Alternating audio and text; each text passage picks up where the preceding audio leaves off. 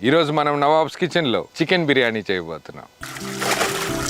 Hyderabadi Bawarchi original biryani process ఏదైతే ఉందో authentic ప్రాసెస్ని ఈరోజు మనం ఈ వీడియోలో చూపించబోతున్నాం. ఎండు గులాబీ రేకులు యాడ్ చేద్దాం, పచ్చిమిర్చి పేస్ట్,